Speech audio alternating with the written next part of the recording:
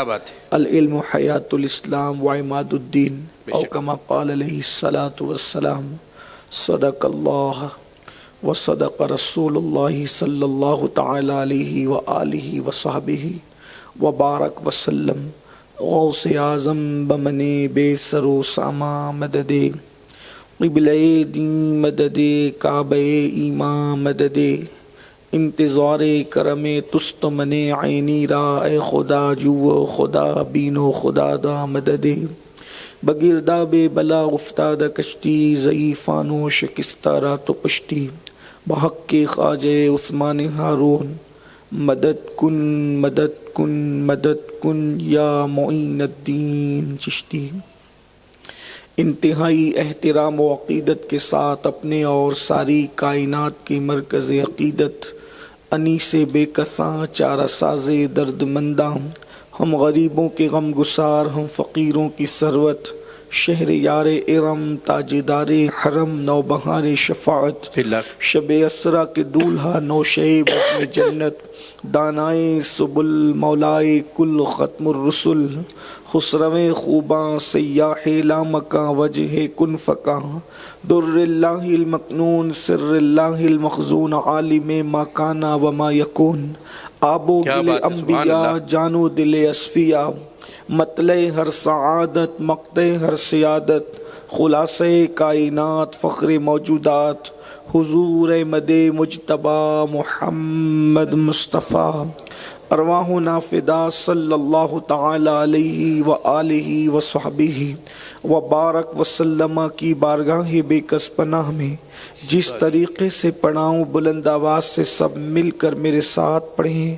الصلاۃ والسلام علیک یا رسول اللہ، الصلاۃ والسلام علیک یا رسول اللہ، الصلاۃ والسلام علیک یا نبی اللہ، الصلاۃ والسلام علیک یا نبی اللہ، الصلاۃ والسلام علیک یا حبیب اللہ، الصلاۃ والسلام علیک یا حبیب اللہ، وعلی آلک واصحابک یا نور اللہ، وعلی آلک واصحابک یا نور صلی اللہ، اللہ تعالی علیہ وسلم۔ صلی اللہ تعالی علیہ وسلم۔ وصف رخ ان کا کیا کرتے ہیں، وصف رخ ان کا کیا کرتے ہیں، شرح و شمس الضحیٰ کرتے ہیں، ان کی ہم مدح و ثنا کرتے ہیں، جن کو محمود کہا کرتے ہیں، اپنے مولا کی ہے بشان عظیم، جانور بھی کریں جن کی تعظیم، پیڑ کرتے ہیں ادب سے سنگ کرتے ہیں ادب سے تسلیم، پیڑ سجدے میں گرا کرتے ہیں، واہ واہ واہ، انگلیاں پائیں وہ پیاری پیاری، جن سے دریائے کرم ہے جاری، جوش پر آتی ہے جب غم خواری، تشنے سیراب ہوا کرتے ہیں، لب پہ آ جاتا ہے جب نام جناب، منہ میں گھل جاتا ہے شہد نایاب، کیا بات ہے، سبحان اللہ سبحان اللہ، کہ ہمیں جاں بےتاب اپنے لب چوم لیا کرتے ہیں، اپنے دل کا ہے انہیں سے آرام، سونپے ہیں اپنے انہی کو سب کام، لو لگی ہے کہ اب اس در کے غلام، چارہ درد رضا کرتے ہیں۔ آج کی یہ محفل عظمت قرآن کے حوالے سے منعقد ہے اور فنکار ناظم کی نشانی یہ ہے کہ کچھ نہ بول کر بھی سب کچھ بول دے۔ یہ علامہ صدیق نوری صاحب کا فن ہے کہ انہوں نے نہ کچھ کہہ کے بھی مجھے عنوان کا پابند کیا، اور میں نے پھر انہی کے اشاروں میں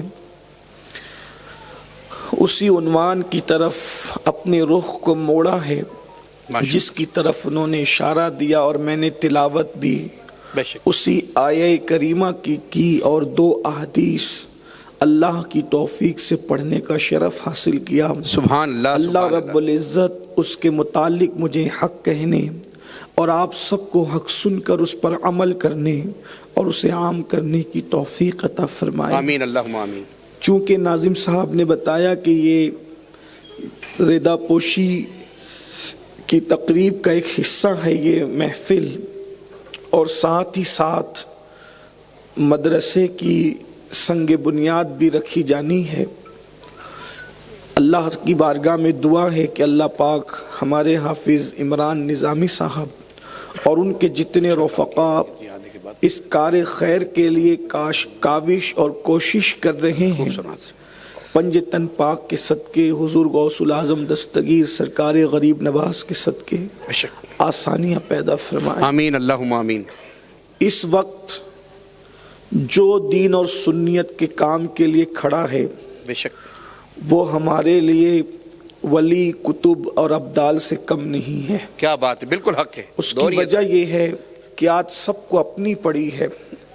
जब सबको आज अपनी पड़ी है तो ऐसे मौके पर अगर कोई दीन के लिए खड़ा है तो हम सबको उसका इतना ही एहतराम करना चाहिए जैसे किसी वली, कुतुब या अब्दाल का किया जा सकता है। बिल्कुल हमें उसकी बात को ऐसे ही अहमियत देनी चाहिए जैसे किसी वली, कुतुब या अब्दाल की बात को हम अहमियत देते हैं। इस बात का जिम्मेदार मैं खुद हूँ। अगर आपको कोई एतराज़ हो तो आप उससे इख्तिलाफ कर सकते हैं। मेरी बात हरफ आखिर नहीं है, लेकिन ये मेरी अकीदतों का खिराज है। मैं हर दीन के खादिम को उसी नज़र से बेशक बिल्कुल हक है। उसकी वजह ये है कि याद रखना और हमेशा याद रखना, अगर इंसान पहाड़ों में बैठकर इबादत करे तो उसका फायदा तन्हा उसकी अपनी जात को मिलता है। बिल्कुल हक है। पहाड़ों में बैठकर अगर इबादत करे उसका फायदा तन्हा उसकी अपनी जात को मिलता है, और वो अकेला जन्नत में जाएगा अगर उसकी इबादत कबूल हुई तो अकेला जन्नत में जाएगा। लेकिन जो बंदा इल्म की खिदमत करता है, जो बंदा दीन की खिदमत करता है, वो अकेला जन्नत में नहीं जाएगा और उसकी जात को अकेले फायदा नहीं पहुंचता। उसकी वजह यह है, पहाड़ में बैठने वाला जिस दिन मर गया उसकी इबादत खत्म हो गई। इल्म की तरफ तवज्जो करें, मैं आपकी तरफ तवज्जो चाहता हूं। बहुत खूबसूरत बात आ गई है और इंटरनेट पर जो भाई बहनें सुन रहे वो भी तवज्जो फरमाएं। गार में बैठकर इबादत करने वाला अगर मर गया उसी वक्त उसकी इबादत खत्म, इबादत का सवाब खत्म। लेकिन अगर किसी ने इल्म की खिदमत की, दीन की खिदमत की, मिसाल के तौर पर उसने 4 हाफिज बना दिए, हाफिज बनाने वाला मर गया लेकिन उस गार के आबिद की तरह उसकी इबादत खत्म नहीं हुई। ये हाफिज जहां जहां कुरान पढ़ेगा उसका फायदा हाफिज बनाने वाले को मिलता रहेगा। क्या बात है। और फिर जब ये 4 हुफ्फाज 400 हुफ्फाज बनाएंगे तो इन 4 को जिसने हाफिज बनाया था 400 जो बनाएंगे उस 400 का सवाब भी इसी के नाम आमाल में आएगा। लेकिन उनकी नेकियों में कोई कमी नहीं होगी।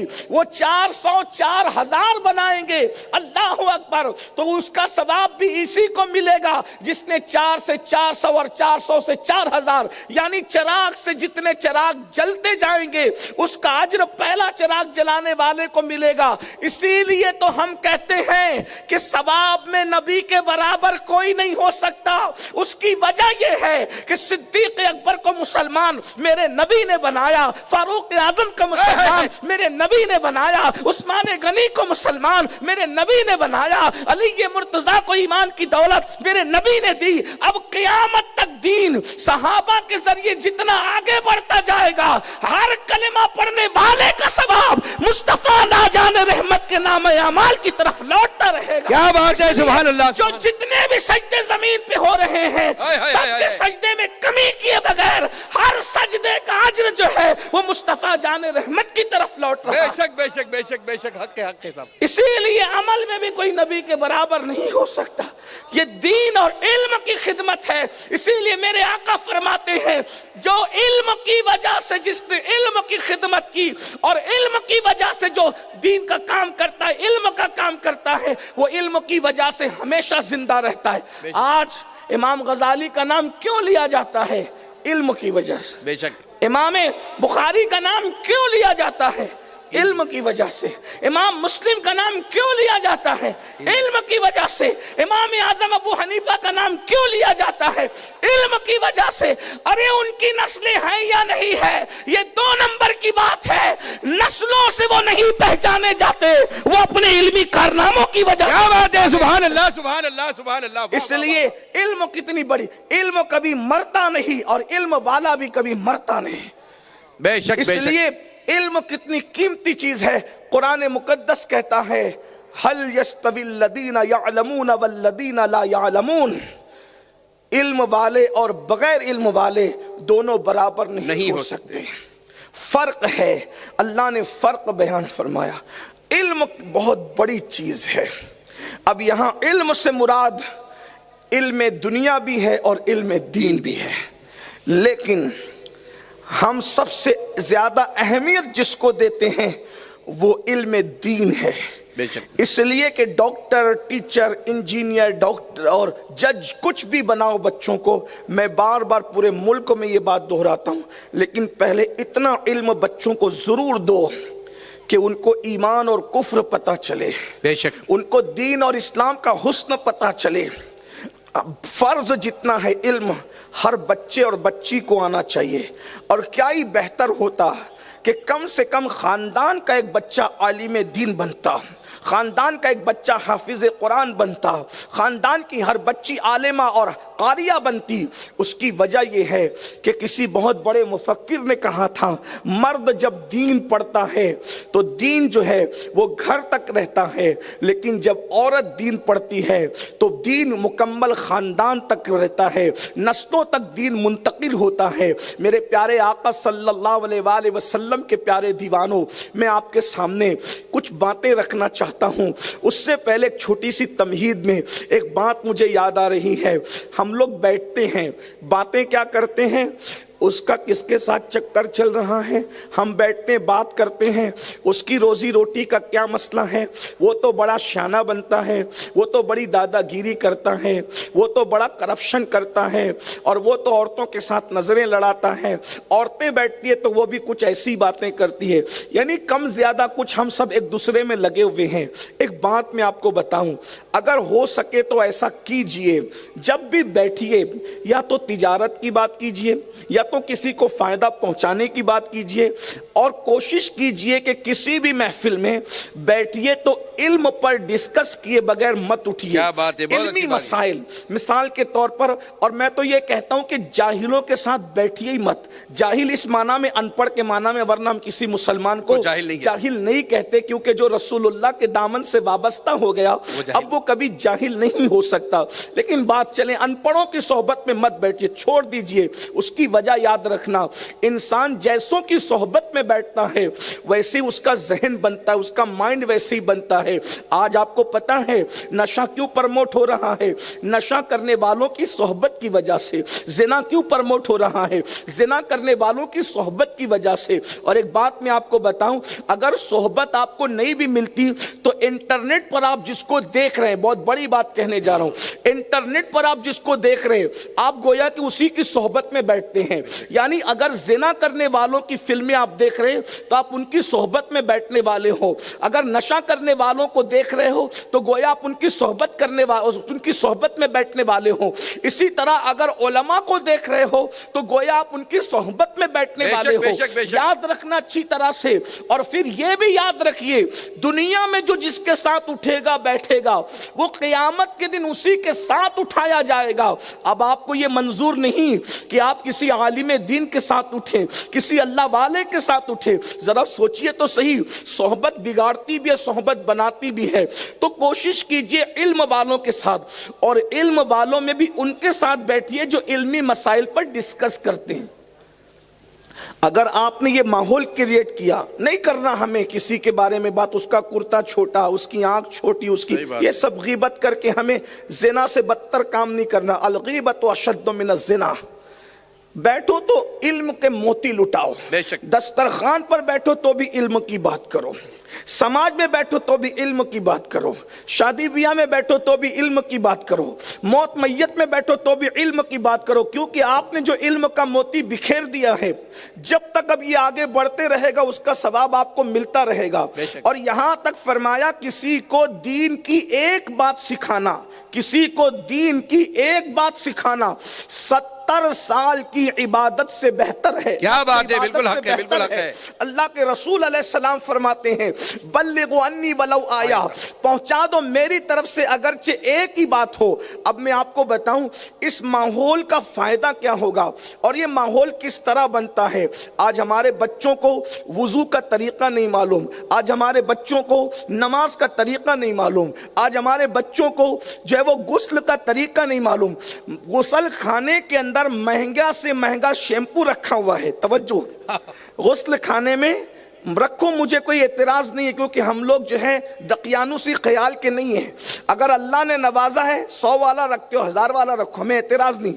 مہنگا شیمپو ہے، مہنگا فیس واش بھی موجود ہے، مہنگے صابن بھی موجود ہے، ساری خوشبو کے سامان ہے، پورا سجا ہوا ہے، آپ کا جو ہے وہ واش روم سجا ہوا ہے، لیکن غسل کا طریقہ معلوم نہ ہونے کی وجہ سے تم ناپاک کے ناپاک ہی رہ رہے ہو۔ کیا بات ہے، بالکل حق ہے۔ بدن پر تو تم نے قیمتی قیمتی لوشن مل لیے، یہ جیل لگایا، وہ صابن لگایا، وہ شیمپو لگایا، وہ فیس واش استعمال کیا، لیکن تم پاک نہیں ہوئے میرے بھائی۔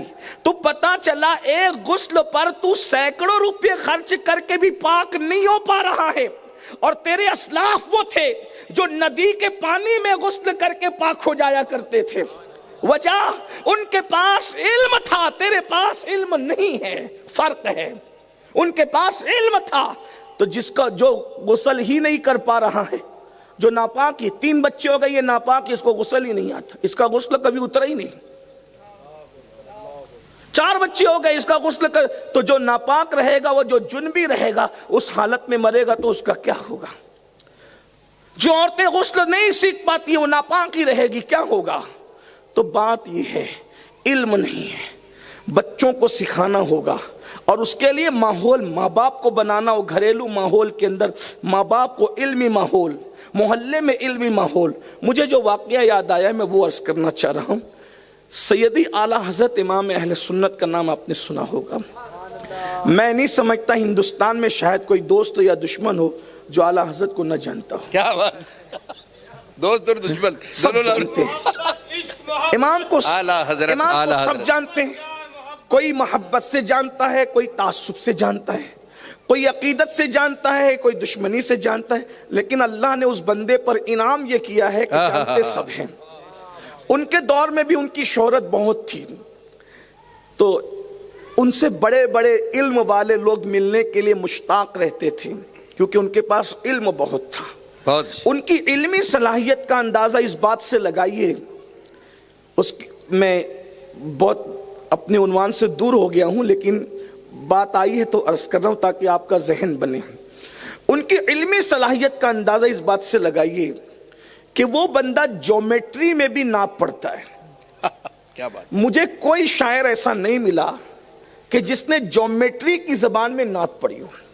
اس سے آپ کو پتا چلنا چاہیے کہ آپ کے اسلاف دنیاوی علوم میں بھی کتنی مہارت رکھتے تھے کہ انہوں نے جیومیٹری میں بھی نعت پڑھی ہے۔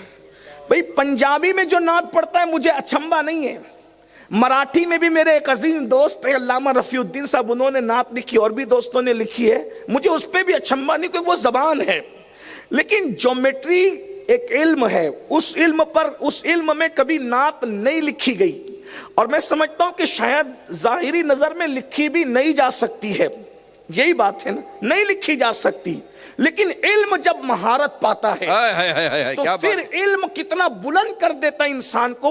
شاید میں نے کئی جگہ پر اس کو پڑھا ہے، میں اس کو ریپیٹ نہیں کر رہا ہوں، صرف اشارہ دے کر اصل عنوان کی طرف جلدی آنا چاہتا ہوں تاکہ آپ کو بات سمجھ میں آئے۔ تو جیومیٹری کا ایک اصول ہے، نقطے کو نقطے سے جوڑو تو سرکل بنتا ہے، دائرہ بنتا ہے، دائرے اس طرح بنتے ہیں۔ امام اہل سنت سیدی اعلیٰ حضرت امام احمد رضا خان محدث بریلی یہ دائرے کو دیکھ کر کے، سرکل کو دیکھ کر کے جو ہے وہ امام اپنے نبی کی نعت کیوں اس طرح کہتے ہیں کہ کمان کہتے ہیں، دو کمانیں جب ملتی ہے تو دائرہ بنتا ہے. وہ کہتے ہیں کمان امکان کے جھوٹے نقطوں، تم اول آخر کے پھیر میں ہو، محیط کی چال سے تو پوچھو کدھر سے آئے کدھر گئے. دیکھ رہے ہیں جیومیٹری میں انہوں نے جیومیٹری کی زبان میں نعت لکھی.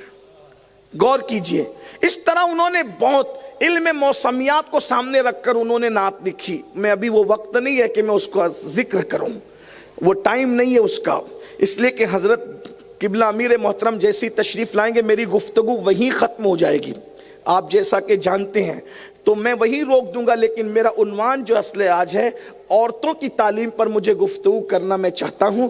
لیکن میں آپ کے سامنے تھوڑی تمہید پیش کر رہا ہوں. امام نے موسمیات کے ماہرین کے تجربات کو سامنے رکھ کر اس پر بھی نعت لکھی ہے. امام نے حروف مقطعات کو سامنے رکھ کر اس پر بھی نعت لکھی ہے. شعر پڑھ دیتا ہوں، تشریح نہیں کرتا. وہ کہتے ہیں کاف گیسو ہا دہن، یہ حروف تہجس کو کہتے ہیں.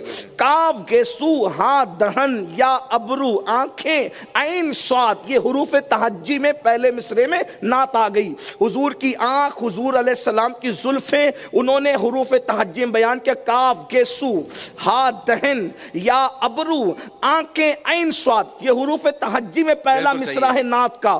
اور دوسرا مصرع حروف مقطعات. حروف مقطعات میں کیا ہے؟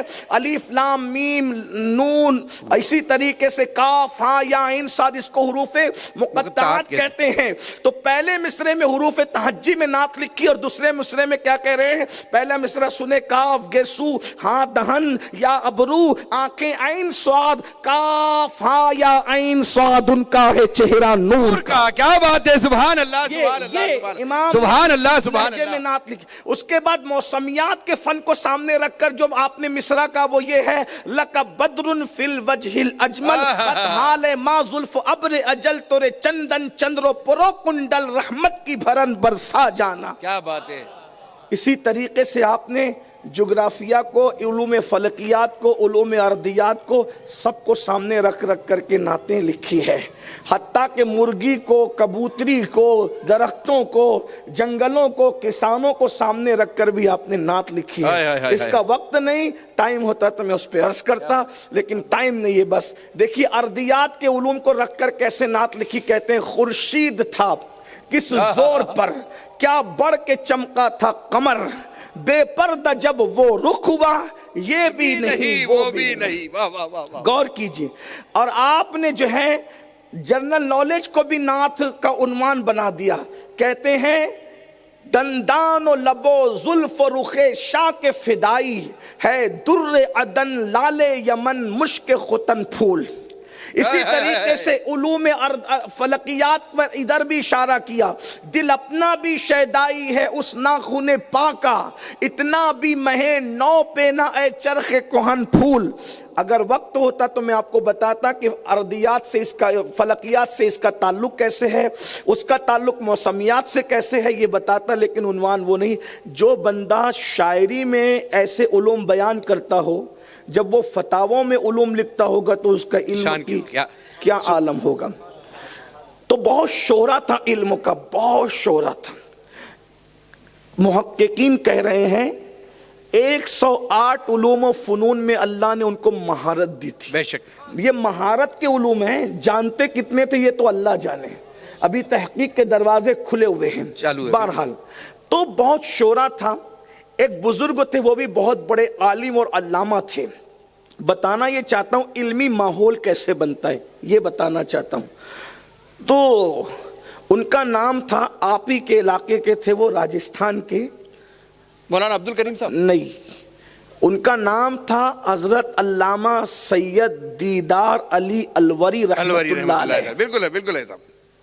یہ سید دیدار علی الوری، الور تو آپ کے راجستھان میں ہے نا، اگرچہ بارڈر پر ہے لیکن ہے راجستھان میں. تو وہ آل رسول تھے اور بہت بڑے عالم تھے.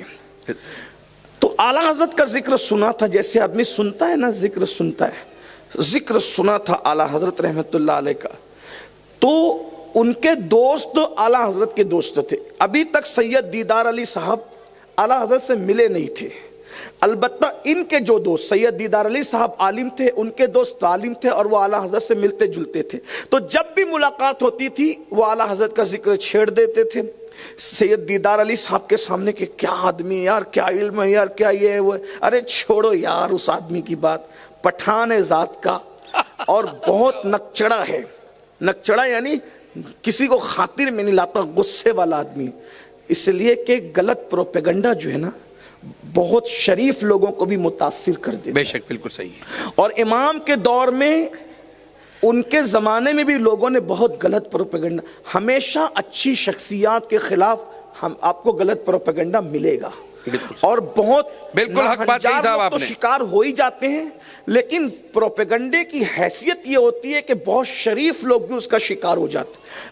آج بھی امام احمد رضا سے بہت سارے لوگ غلط فہمی کا شکار ہے کہ یار یہ وہ آدمی ہے جو خانقاہوں کی مخالفت کرتا تھا اور یہ سما کو منع کرتا تھا اور وہ یہ کرتا تھا اور وہ کرتا تھا، وہ کرتا تھا. میرا عنوان یہ بھی نہیں ہے، لیکن میں نے جب امام اہل سنت کو پڑھا تو مجھے ایسا لگا نہ وہاں خانقاہی سما کا انکار ہے، نہ وجد کا انکار ہے، نہ جو وہ خانقاہی رسومات کا انکار ہے، بلکہ حقیقت تو مجھے یہ لگتی ہے کہ امام احمد رضا وہ ہے جس نے خانقاہی رسومات کو دلیل کی زبان عطا فرما دی. کیا بات ہے، سبحان اللہ سبحان اللہ. حق کے ساتھ یہ احمد دلیل کی زبان عطا فرما دی. آپ نے خانقاہی رسومات کو دلیل کی زبان بے شک بے شک بے شک بے شک. یہ اتنا ضرور کہوں گا، دیکھو کوئی ہو کسی بھی اللہ والے کے ساتھ تعصب کا برتاؤ کرنا تو بہت بری بات ہے.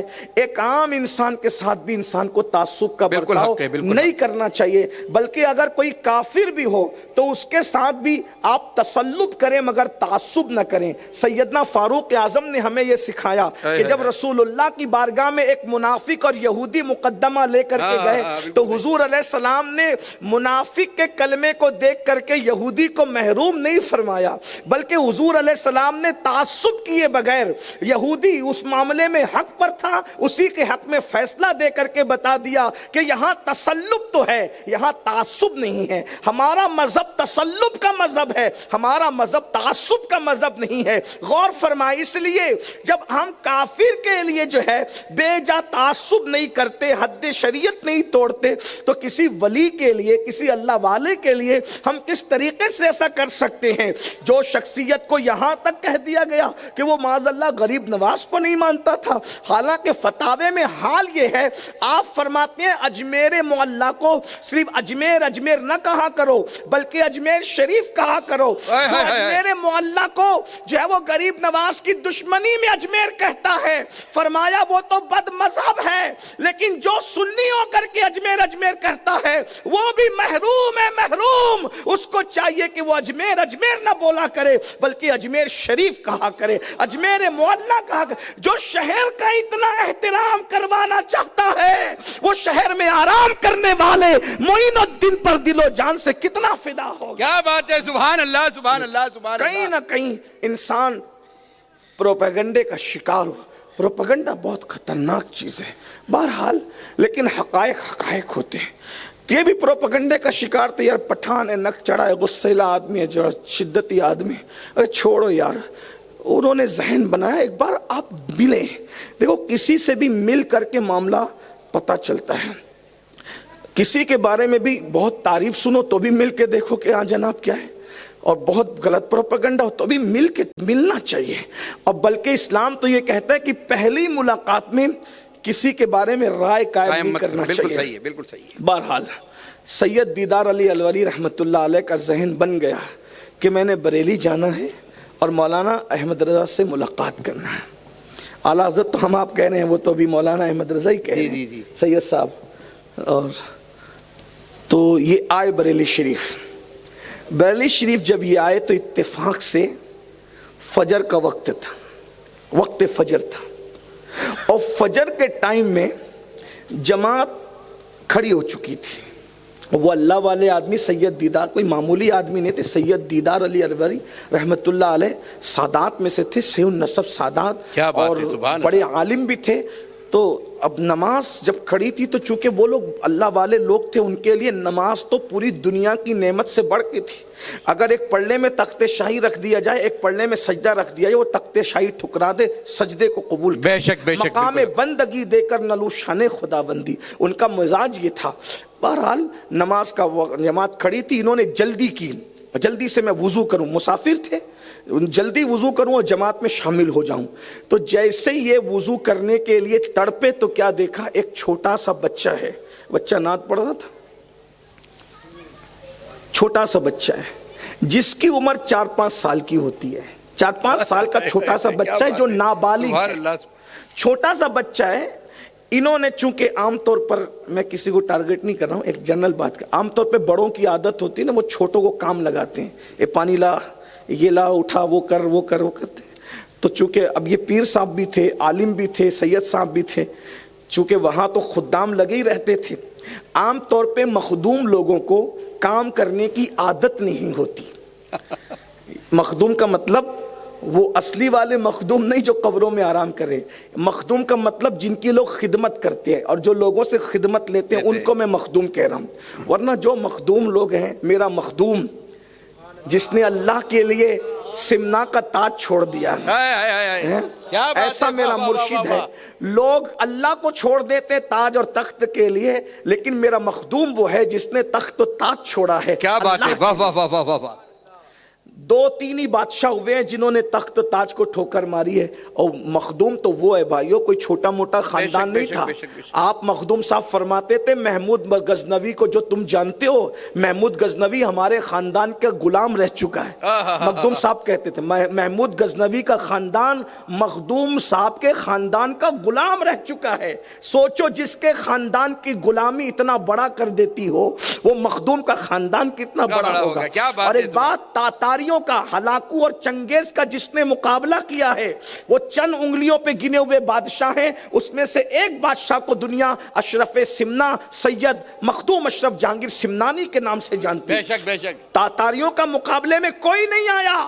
چند مخصوص 4-5 بادشاہ آئے، اس میں سے ایک مخدوم صاحب تھے. اور کس عمر میں جنگ لڑی؟ صرف 15-16 سال کی عمر میں جنگ لڑی. جب آپ کے وزیروں نے کہا اور مشیروں نے کہا کہ آپ کو اشرف جانے کی ضرورت نہیں ہے، کوئی ان سے مقابلہ نہیں کر رہا ہے، تو آپ فرماتے ہیں میری چھوٹی عمر دیکھ کے مجھے بیٹھنے کا مشورہ دیتے ہو؟ تمہیں نہیں معلوم میں اس خاندان کا ہوں کہ 6 مہینے کا علی عسکر بھی دشمن کو دھول چٹانا. کیا بات ہے، سبحان اللہ سبحان اللہ. نعرہ تکبیر، نعرہ رسالت، خاندان اہل بیت زندہ باد زندہ باد. سبحان اللہ. میری رگوں میں خون اس کا ہے کہ کبھی دیوار ہلتی ہے، کبھی در کانپ جاتا ہے. علی کا نام سن کر اب بھی خیبر کانپ جاتا ہے. لا فتح الا علی، لا سیف الا ذوالفقار. چھوٹی عمر دیکھ کر کے مجھے مشورہ دیتے ہو، چھوٹی عمر دیکھ کر مجھے مشورہ دیتے ہو کہ میں میدان میں نہ جاؤں. میں تو جاؤں گا کیونکہ میرے خون میں ہے دشمن کو دھول چٹانا. یہ بھی ایک الگ سے عنوان ہے، ایک الگ سے عنوان نکل آیا. لیکن بہرحال تو سید دیدار علی الوری رحمت اللہ تعالی علیہ، چونکہ نواز شکریہ بارک اللہ، بڑے عالم تھے، مخدوم تھے، تو عادت تھی آپ کو جیسے عام طور پہ، حالانکہ وہ اللہ والے تھے، میں ان پہ کوئی کرٹیسائز نہیں کر رہا ہوں. کوئی ان کا ماننے والا سنے تو یہ سمجھ لے کہ اللہ جانتا ہے، میں انہیں ولی مانتا ہوں. وہ عالم ربانی تھے. بہرحال تو پہلی مرتبہ بریلی شریف آئے تو دیکھا ایک بچہ، نابالغ بچہ ہے، وہ کنویں کے پاس سے پانی نکال رہا ہے. اور کنویں میں سے پانی جو ہے وہ ڈول سے ہاتھ سے نکالا جاتا تھا. مسجدوں میں ہوتے تھے، نل وغیرہ نہیں ہوتے تھے. بہرحال تو نماز میں جلدی بھی تھی، جماعت بھی پکڑنے کا شوق تھا. پتہ نہیں ذہن میں رہا یا نہ رہا. یہ تو نہیں کہتا کہ مسئلہ نہیں جانتے ہوں، استغفر اللہ، کبھی مسئلہ بہت جانتا ہے آدمی، کبھی ذہن میں رہتا کبھی نہیں رہتا. لیکن جیسے ہی سید دیدار علی الوری نے جلدی میں وضو کرنے کی وجہ سے اور جماعت میں شامل ہونے کی وجہ سے اس بچے کو کہا، اے بچے ذرا پانی لانا، اے بچے ذرا پانی لا کے مجھے دے، میں وضو کروں گا. اس بچے نے کہا شاید آپ مسافر لگتے ہیں، بریلی کے نہیں ہیں آپ. بچہ کہہ رہا ہے، نابالغ بچہ، 4-5 سال کا بچہ، یہ اعلیٰ حضرت کے گھر کا نہیں ہے. اعلیٰ حضرت کی گلی کا بچہ ہے. کیا بات ہے. ہیں؟ سید دیدار علی صاحب کو کہہ رہے ہیں شاید آپ بریلی کے رہنے والے نہیں ہیں, آپ مسافر لگتے ہیں. ہاں بیٹا میں مسافر ہوں, لیکن مجھے جلدی ہے, باتوں میں اس طرح نہ پھنسا, مجھے وضو کرنا ہے, جلدی پانی لا. کہا آپ کو پتہ ہے مجھے دیکھ کے لگتا ہے میں نابالغ ہوں. کہا تو نابالغ ہے. کہا آپ کو مسئلہ نہیں معلوم حضرت کہ نابالغ سے کام کرانا اس کے سرپرستوں کی اجازت کے بغیر یہ جائز نہیں ہے. اللہ اکبر اللہ اکبر اللہ اکبر اللہ اکبر. نابالغ سے اس کے سرپرستوں کی اجازت کے بغیر کام کرانا یہ جائز نہیں ہے. تو میرے کوئی سرپرست یہاں موجود نہیں ہے, پیرنٹس یہاں موجود نہیں ہے, اور آپ مجھے ڈائریکٹ حکم دے رہے ہیں. اور اگر آپ مجھ سے تحفتاً بھی پانی لینا چاہیں تو آپ کو یہ مسئلہ بھی تو معلوم ہوگا کہ نابالغ اگر تحفہ دے تو وہ تحفہ بھی معتبر نہیں ہوتا. نابالغ کو یہ حق نہیں ہے, نابالغ کو یہ حق نہیں ہے کہ وہ کسی کو تحفہ دے. میں پانی بھی آپ کو ہبہ نہیں کر سکتا, تحفے میں نہیں دے سکتا. تو بہت خوبصورت بات میری جماعت کے ایک عالم نے کہی. جب وہ نابالغ بچے نے 2-3 مسئلے سید دیدار علی الوری صاحب کے سامنے بیان کیے تو اس وقت حضرت دیدار علی کو اپنے علم کا دیدار ہو گیا. اور پھر خیال آیا کہ جس پٹھان کے لیے میں کہہ رہا تھا کہ ذات کا پٹھان نکچڑا گسیلا ہے, ارے جب نابالغ بچہ اس کے یہاں کا ایسا ہے تو اس کے اپنے علم کا عالم کیا ہوگا. تو پوچھا تو کیا احمد رضا کے گھر کا نہیں محلے کا ہوں. جب محلے میں احمد رضا نے علم کا یہ ماحول بنایا تھا تو گھر کے اندر علم کا ماحول کیا ہوگا. اور اس کے گھر کے علم کا یہ ماحول تھا, پھر اس کے اپنے خود کے علمی قد کا عالم کیا ہوگا. اسی لیے تو ہمارے مہریرہ کے سرکاروں کی طرف سے آواز آتی ہے مینار قصر رضا تو بلند کافی ہے, تم اس کے پہلے ہی زینے پہ چڑھ کے دکھلا دو. ارے فتاوی رضویہ تو ایک کرامت ہے, ذرا ہدایت کے بخششی پڑھ کے دکھلا. کیا بات ہے. نعرہ تکبیر, نعرہ رسالت, مسلک اعلی حضرت, تعلیمات اعلی حضرت, فیضان اعلی حضرت. زندہ باد زندہ باد. سبحان اللہ سبحان اللہ سبحان اللہ. یہ علمی ماحول وہی بنتا ہے اپنے گرد نواح میں جب ہم غیبت کرنے کی بجائے علمی مسائل پہ ڈسکس کرتے ہیں, جب ہم چگلی کرنے کی بجائے علمی مسائل بیان کرتے ہیں. امام احمد رضا کے یہاں ایسے فضول باتیں نہیں ہوتی تھی. اس لیے میری گزارش آپ سے یہ ہے, ماں باپ جب دسترخوان پہ بیٹھیں تو چچا چچی کی برائی لے کر نہ بیٹھیں. ماں باپ جب دسترخوان پہ بیٹھیں تو پڑوسی کی برائی لے کر نہ بیٹھیں. اگر باپ ایک سنت بیان کر دے اور ماں ایک سنت بیان کر دے تو ہر کھانے پر بچوں کی معلومات میں 2 سنتوں کا اضافہ ہوگا. لیکن یہ ہوگا کب؟ جب ان کو خود کو آئے گا. جن کو خود نہیں آتا, مجھے تو حیرت ہے یزید سے نفرت کرنے والی قوم اب تک کہ یزید کہنا نہ سیکھ سکی. یزید کو بھی میری قوم یزید کہتی ہے. اب بتاؤ کس پر ماتم کیا جائے. اللہ اکبر. آپ اندازہ تو فرمائیں ہم نے سیکھا ہی کیا ہے. میرے پیارے آقا صلی اللہ علیہ وآلہ وسلم کے دیوانوں, علم والی قوم ہو, اللہ کے رسول صلی اللہ علیہ وآلہ وسلم نے علم کا درس دیا. پہلی آیت علم کے متعلق آئی, حضور فرماتے انما بعثت معلما, کہ میں معلم بنا کر بھیجا گیا ہوں. یاد رکھنا کیا فرمایا, آ کر معلم نہیں بنا ہوں, فرمایا بعثت معلما, پہلے معلم بنایا گیا ہوں اور پھر بھیجا گیا ہوں. اب مجھے بتاؤ کوئی معلم بنتا ہے مدرسے میں, کوئی معلم بنتا ہے یونیورسٹی میں, کوئی معلم بنتا ہے اسکول میں, کوئی معلم بنتا ہے خانقاہ میں, تو آخر ان کو معلم بنایا کہا جا رہا تھا. اس لیے کہ آنے سے پہلے بن رہے تھے تو پتا چلا درسگاہ خدا کی تھی, بنانے والا خدا تھا, بننے والے مصطفیٰ تھے. کیا بات ہے. سبحان اللہ سبحان اللہ سبحان اللہ. جس کو خدا نے بھیجا ہو آخر اس کے علم کا عالم کیا ہوگا. لیکن یہاں بھی ان پڑھ قوم حضور کے علم کو ناپ رہی. کہا ان کو تو یہ نہیں آتا تھا, ان کو تو وہ نہیں آتا تھا. ان کو میں نے کہا کلمہ پڑھا یا منافقت کر رہا ہے. ارے نادان, جس کو خدا نے پڑھا کے بھیجا, بحر العلوم جس کو پڑھا دے اس میں شک نہیں کرتا, اور جس کو خدا نے پڑھایا ہے اس کے علم میں تو کمی نکالتا ہے. یہ تو ہمارے امام نے بتایا ہے, اور کوئی غیب کیا تم سے رہا ہو بنا. جب نہ خدا ہی چھپا تم پہ کروڑوں درود. تو ماں باپ یہ کب بتائیں گے؟ جب ان کو خود کو علم ہوگا. علم کی طرف بڑھیے. میں آج آپ سے گزارش کرتا ہوں پریکٹیکلی طور پر، اس وقت تک ہمیں نہیں سونا جب تک کہ کم سے کم 4 سے 5 ورق مذہبی کتاب کے نہیں پڑھنا. سیرت پر پڑھو، فقہ پر پڑھو. بہار شریعت اردو زبان میں آسان کتاب ہے، اس کو آپ روزانہ 5 ورق پڑھو. ہندی میں بھی آ گئی ہے، اب تو گجراتی میں بھی میسر ہے. اللہ اکبر. پڑھتے رہیے اور معلومات حاصل کرتے رہیے. علماء سے اپنا رابطہ رکھیے اور خود بھی اپنے بچوں کو پڑھائیے. کوئی ان پڑھ نہ رہنے پائے، نہ دنیاوی اعتبار دینی اعتبار سے. اور بچیوں کو خاص پڑھائیے، بچیوں کی تعلیم پر خاص توجہ دیجیے. آپ کو بتاؤں، اللہ کے سچے رسول صادق و مصدوق صلی اللہ علیہ وآلہ وسلم نے امہات المومنین کو خاص طور پر پڑھانے کے لیے اپنے نکاح میں شامل فرمایا. حضور کی ازواج سے نکاح کرنے کے بہت ساری حکمتیں ہیں. ایک حکمت جو بہت بڑی یہ بیان کی جاتی ہے وہ یہ کہ حضور علیہ السلام نے ان کو علم سکھانے کے لیے نکاح فرمایا.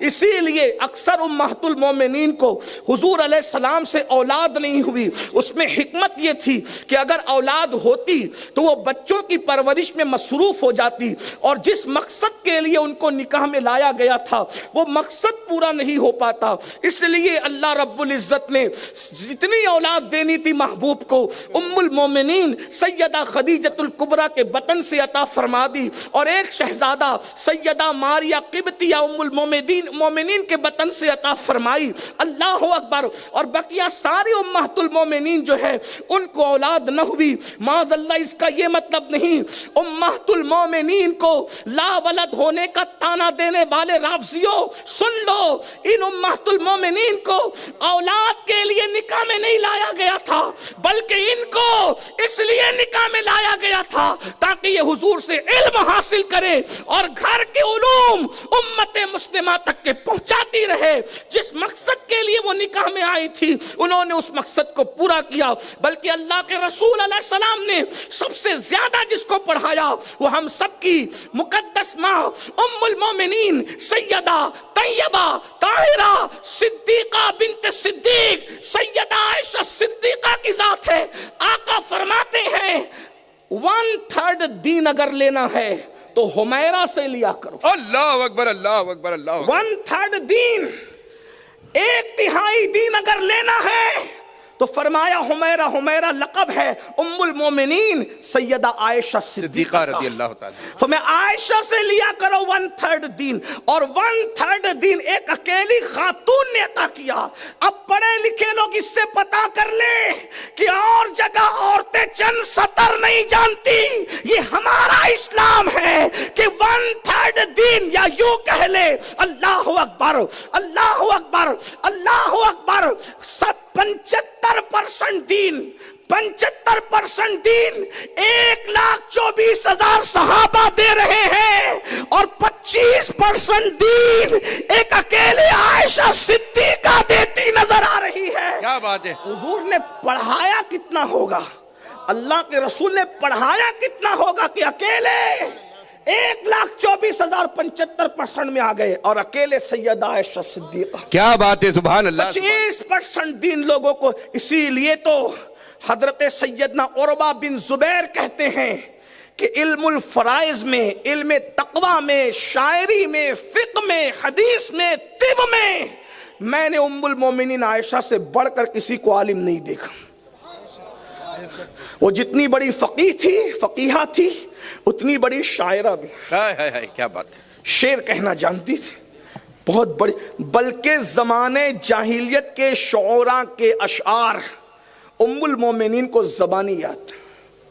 یہ خشکی ہمارے دماغوں میں ابھی آئی ہے کہ یہ شعر نہیں پڑھنا چاہیے اور وہ نہیں پڑھنا چاہیے. حضور علیہ الصلاۃ والتسلیم تو ام المومنین کو خود کہتے تھے. وہ جاہلیت کے دور میں وہ فلاں شاعر نے جو شعر لکھا ہے ذرا پڑھ کے سناؤ، تو ام المومنین پڑھ کے سناتے. ہاں جو غیر شرعی ہے وہ تو پڑھے ہی نہیں جا سکتے، بے شک. لیکن یہ جو دماغ کے اندر کچھ خبط آیا ہے نا کہ کوئی غالب کا شعر پڑھ دیا جو شریعت مطہرہ کی روشنی میں بھی ہے، تو تب بھی کہا کہ یہ ذرا ٹھیک نہیں. حالانکہ چوری چپکے سے گھر میں بیٹھ کر گانا سنے گا لیکن محفل میں ایسا 100 کارڈ متقی بنے گا کہ غالب کو نہیں، گانا سن سکتا ہے غالب کو نہیں سن سکتا، گانا سن سکتا ہے اقبال کو نہیں سن سکتا۔ اسی لیے اقبال نے کہا تھا متاع دین و دانش لٹ گئی اللہ والوں کی، یہ کس کافر ادا کا غمزہ خوریز ہے ساقی۔ حضور زمانے جاہلیت کے شعرا، وہ شعرا جنہوں نے غیر شرعی نہیں لکھا بلکہ ان کے اشعار میں حکمت تھی، حضور ام المومنین سے سنا کرتے تھے۔ ایک بات بتاؤں، ام المومنین تو شاعرہ تھی حضور کے بعثت کے بعد، حضور کی امی جان سیدہ آمنہ خود بھی بہت بڑی شاعرہ تھی۔ کیا بات ہے، سبحان اللہ سبحان حضور اللہ۔ کی امی جان، بلکہ میری اپنی ناقص معلومات کے مطابق حضور علیہ السلام کی سب سے پہلی نعت حضور کی ولادت کے بعد اگر کسی نے لکھا ہے تو وہ حضور کی پیاری امی جان سیدہ آمنہ کی ذات۔ کیا بات ہے، سبحان اللہ سبحان اللہ۔ امام قسطلانی نے اس کو اپنی کتاب میں لکھا ہے، اگر آپ پڑھنا چاہتے ہیں تو وہاں جا کر کے پڑھیں۔ میں نے کئی جگہ اس کا مفہوم پڑھا ہے، یہاں بھی آپ کو بتاؤں، سیدہ آمنہ خاتون نے جو حضور کی شان میں شعر لکھا، حضور کو دیکھ، اور اتفاق کی بات، جس دن یہ شعر لکھا، جس وقت شعر لکھا، جس ساتھ شعر لکھا، یعنی زندگی کا آخری کام ام المومنین، زندگی کا آخری کام ام رسول سیدہ آمنہ نے یہی کیا کہ آخری کام تھا اس کا نعت رسول لکھنا، اور نعت لکھ کر کے پڑھ رہی تھی اور پڑھتے پڑھتے ہچکی آئی اور آپ دنیا سے رخصت ہو گئی۔